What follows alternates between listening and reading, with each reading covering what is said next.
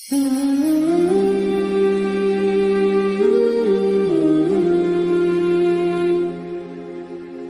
پاک صلی اللہ علیہ وسلم کی حدیث ہے مسلم میں طبرانی میں، حضور نے فرمایا آؤ میں تمہیں پچھلے زمانے کے ایک ایماندار نوخیز ولی اللہ کی بات سناؤں۔ پچھلے زمانے حضور نے فرمایا پچھلے زمانے میں ایک بادشاہ جادو کے زور پہ حکومت کرتا تھا۔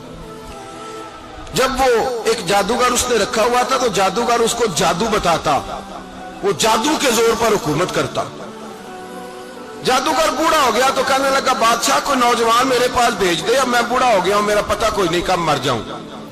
ایک نوجوان کی ڈیوٹی لگائی، بڑا زیرک سمجھدار، اپنے رعایا میں سے چن کے جو ذہین فطرت مزاج بچہ تھا وہ اس نے لگایا۔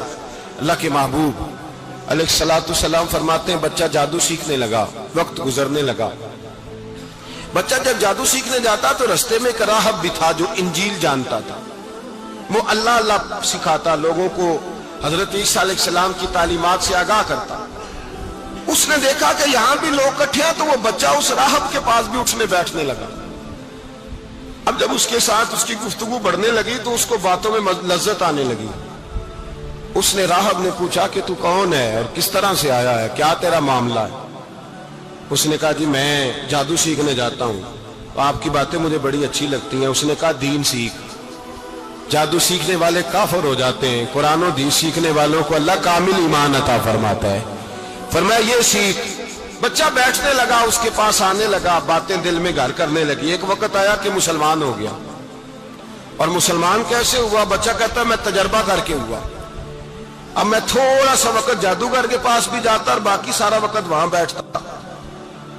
میں ایک دن جا رہا تھا تو رستے میں اژدہا تھا، بہت بڑا سانپ تھا، رستہ روک کے کھڑا تھا۔ یہ حضور نے بیان کی حدیث۔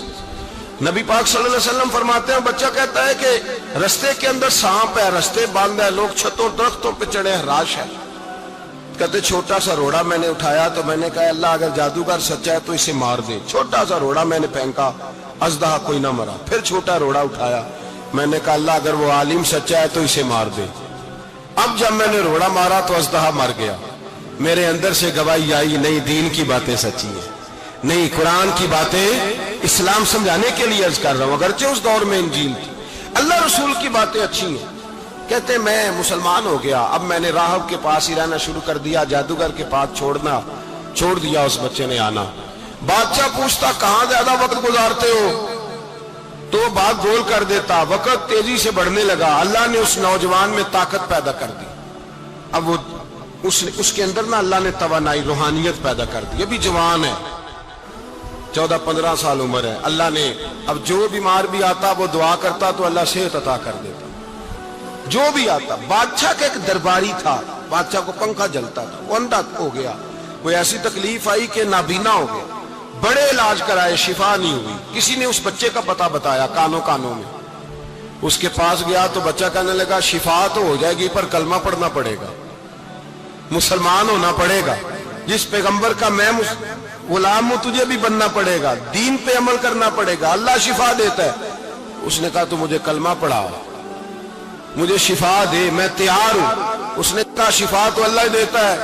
اس نے اللہ تبارک و تعالیٰ کا ذکر کر کے دعا مانگی، یہ مسلم شریف میں حدیث ہے، طبرانی میں موجود ہے۔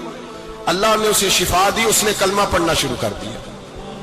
یہاں ایک نقطہ لکھا ہے ہمارے علماء نے، کہتے ہیں جب اللہ ولایت عطا کرتا ہے نا تو یہ سفید بالوں والے کا حصہ نہیں ہوتی۔ اگر جوانی میں کوئی آدمی توبہ کر کے تصوف کے رستے پہ چلتا ہے تو سب سے زیادہ ولایت اللہ اسے عطا فرماتا ہے، سب سے زیادہ ولایت اس کے پاس ہوتی ہے۔ ابھی اس کے بال کالے ہیں، چڑھتی جوانی ہے، دعا کی تو اللہ نے، اور حدیث پاک میں موجود ہے کوڑے آتے تو شفا یاب ہو جاتے، اندھے آتے تو شفا یاب، برس والے آتے تو اللہ سے دے، جوان ہے۔ بادشاہ کے پاس وہ واپس گیا، وہ جو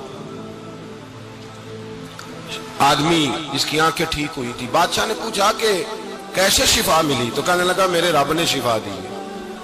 بادشاہ سجدے کراتا تھا، اپنے آپ کو منواتا تھا، معاذ اللہ، کہنے لگا میرے علاوہ کون رب ہے؟ اس نے کہا وہی رب ہے جس نے تجھے پیدا کیا ہے، اور وہی رب ہے جس نے مجھے اندھے کو آنکھیں دی ہیں، وہی ہے میرا مالک۔ کہا اچھا تو مجھے نہیں مانتا؟ کہا نہیں میں اپنے رب کو مانتا ہوں۔ بادشاہ نے اسے سزا دی، ستایا، اس نے بچے کا پتہ بتایا، پھر بچے کو بلا کے ستایا تو اس راہب کا پتہ بتایا، راہب بھی قتل ہو گیا، نابینا بھی قتل ہو گیا۔ بادشاہ نے کہا سپاہیوں سے اس بچے کو لے جاؤ اور پہاڑ کی چوٹی پہ جا کے نیچے پھینکو تاکہ مر جائے۔ بچہ پہاڑ کی چوٹی پہ گیا تو ہاتھ اٹھا کے کہنے لگا یا اللہ میرے لیے نہیں اپنے لیے، میرے لیے نہیں اپنے لیے انہیں اپنی قدرت کے جلوے دکھا، میرے لیے نہیں۔ اللہ کے بندے اپنی جان بچانے کی دعائیں نہیں مانگتے، اپنے لیے انہیں اپنی قدرت کے جلوے دکھا۔ یہ دعا مانگی، جتنے لوگ ساتھ آئے تھے وہ سارے زمین پہ گرے اور سب مر گئے، پہاڑ سے گر کے مر گئے۔ بچہ واپس سیدھا بادشاہ کے پاس کہنے لگا لو بھائی میرے رب نے مجھے بچا لیا ہے۔ جوان کا ایمان دیکھو، میرے رب نے مجھے، بولو میرے اللہ نے مجھے ایمان کی گواہی دے رہا ہے، میں بچ گیا ہوں، تو جھوٹا ہے، میرا رب سچا ہے۔ اس نے کہا لے جاؤ اس کو دریا میں، کشتی میں بٹھاؤ، بیچ دریا کے جا کے دھکا دے دو۔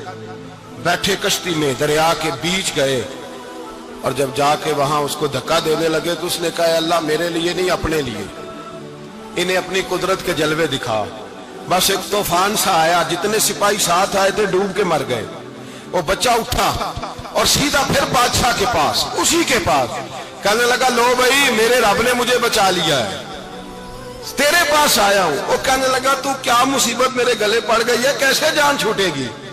تو بچہ کہنے لگا اگر تو مجھے باندھے درخت کے ساتھ اور سارے ملک کو بلائے، لوگوں کو اکٹھا کرے، پھر تو مجھے تیر مارنا، میں تجھے بتاؤں گا کیسے مارنا ہے، میں مر جاؤں گا۔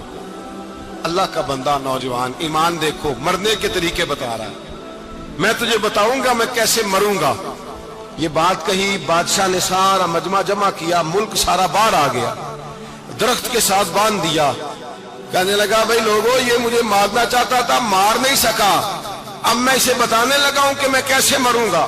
اسے کہو جب تیر مارے تو ساتھ میرے رب کا نام بھی لے، میں اپنے رب کے نام پہ جان دوں گا، ایمان کی پختگی میں اللہ کے نام پر جان دوں گا۔ اسے کہو رب کے نام پہ مارے، مر جاؤں گا۔ بادشاہ نے اللہ کہہ کے تیر مارا، پیشانی میں لگا، بچے کی روح پرواز کر گئی، جتنا مجمع کھڑا تھا سارا کلمہ پڑھ کے مسلمان ہو گئے، سارے مسلمان ہو گئے، سارے۔ میرے رسول پاک سید عالم صلی اللہ علیہ وسلم نے نوجوانوں کو بتایا جب تمہارے اندر ایمان کی قوت آئے گی تو اللہ تمہاری مدد کرے گا۔ فرمایا وہ نوخیز ولی تھا، ابھی جوان رانا تھا، ابھی اس کی پیشانی پر جوانی کے آثار تھے، لیکن اس نے اللہ کو راضی کیا، رب کریم کو راضی۔ ولایت کا مطلب بڑھاپا نہیں، ولایت کا مطلب وہ نہیں کہ جب بڑا لمبا وقت گزر جائے تو پھر آدمی آئے کہ نہیں اب کیا کرنا ہے، اب مسجد ہی ہے، اب تو اس کے علاوہ گزارا ہی کوئی نہیں۔ تو اس وقت کا آنا اللہ کی بارگاہ میں قبول تو ہے، لیکن شاباشی اسی کو ملتی ہے جو جوانی کے وقت آئے۔